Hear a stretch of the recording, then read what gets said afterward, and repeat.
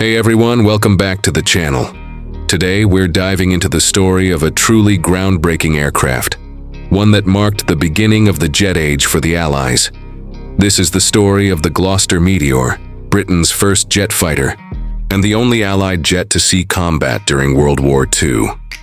As the Second World War raged across Europe, the race for technological superiority was in full swing.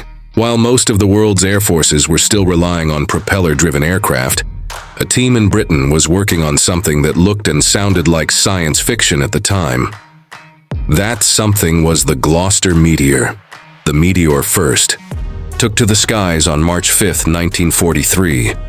It was powered by two Rolls-Royce Welland turbojet engines, one under each wing.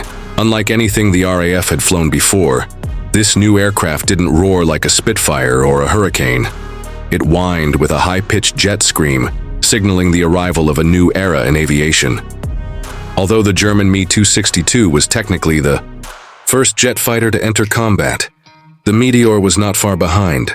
It entered service with the Royal Air Force in 1944, and while many hoped for thrilling dogfights between the two jet-powered machines, that never actually happened. The RAF was careful not to risk its new jets over enemy territory, worried that one might crash and be captured by the Germans.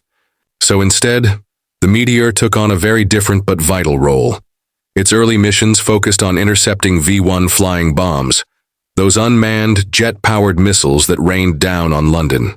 The Meteor's speed made it one of the few aircraft capable of catching them.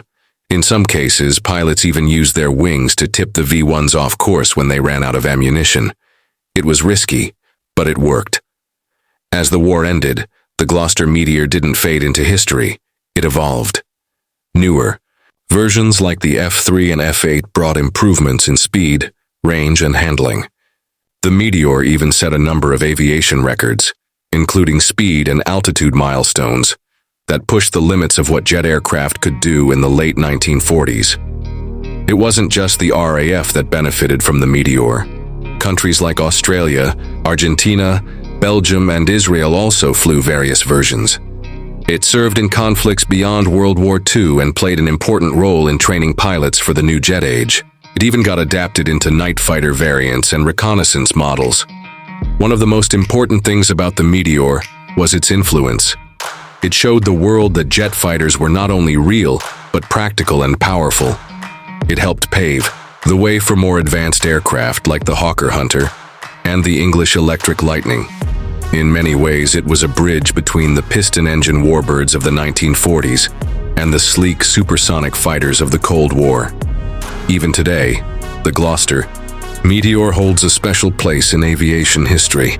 A few are still airworthy and can be seen at air shows, giving people a rare glimpse of the jet that started it all for Britain. It might look dated now, with its straight wings and classic lines, but in its time, it was a glimpse of the future. Thanks for watching. And if you enjoyed this deep dive into aviation history, don't forget to like the video, subscribe to the channel, and let me know in the comments what aircraft you want to see next. Until then, fly high and stay curious.